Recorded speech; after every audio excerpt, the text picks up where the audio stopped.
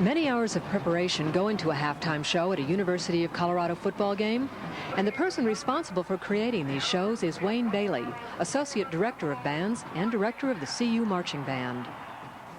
Wayne, how many students participate in the marching band? Well, we have approximately 160, which is about the same size as we were last year. Is there some sort of an optimal size? Well, I think for our budget and for our size of university, an optimum size would be 200 members, so we're still trying to build towards that. We've, in the last 2 years, doubled the size of the band, and we're aiming towards that 200 number. Wayne, the big thing this year are new uniforms. Could you describe them for us? Yes, first of all, they're Western styled this year, which is quite a change from what we've had in the past. Our old uniforms were military style, and the new uniforms incorporate the new color of the university, which was added a few years ago, the Colorado sky blue. And the majority of the uniform is blue with a bright silver overlay and gold fringe. It has a white Western hat, and we'll be wearing white shoes this year with a Western tie also. Do the students like the uniforms? Well, they're very thrilled about them. As you know, we were scheduled to receive them last fall, and we never really received them during the marching season. So some of these people have been looking forward to them for several years.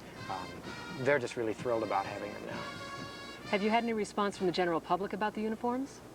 Well, yes, we have. We've had one performance on campus already. It happened 3 days before school started, and it was for the opening convocation for the new students.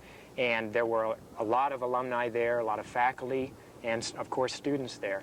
And all of the feedback I got was very positive about the new uniforms. Are most of the students in the marching band music majors? No, I'm sure most people think that. Several years ago that was true, maybe 10 or 15 years ago, the entire band was music major. And that's not the case anymore. Out of 160 people, we probably have 16 at the most music majors. The majority are, well, they represent a cross-section from the whole campus. We have approximately 30 engineering majors and 20 business majors and several other majors. Do the students in marching band participate in other bands that the college has? Several of them participate in other bands, but not all of them. During the fall semester, we have 5 different bands on campus. And during the year, we will have 9 different bands. There are 2 concert groups in the fall, the symphonic band and wind ensemble. There are 2 jazz ensembles, and then the marching band.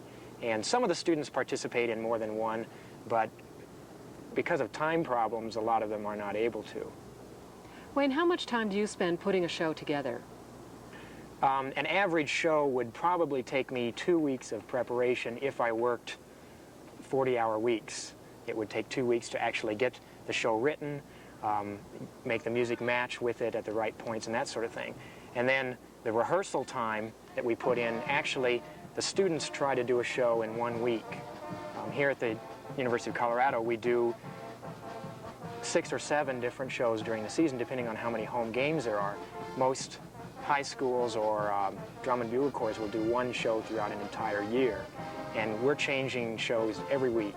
So we have 3 rehearsals to be able to learn all the new music, which the students memorize, and to learn all of the new marching. Do you write down the steps that the students go through? Yes, there are specific instructions for every student that's on the field. Each student is a member of a squad, either a 4-member or 8-member squad, and each squad has a squad leader.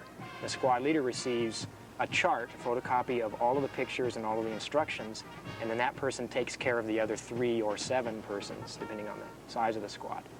What would you call the style of the halftime that you put on? Here at CU, I don't really think I would call it any particular style. It's a combination of various styles. We draw from the drum and bugle corps.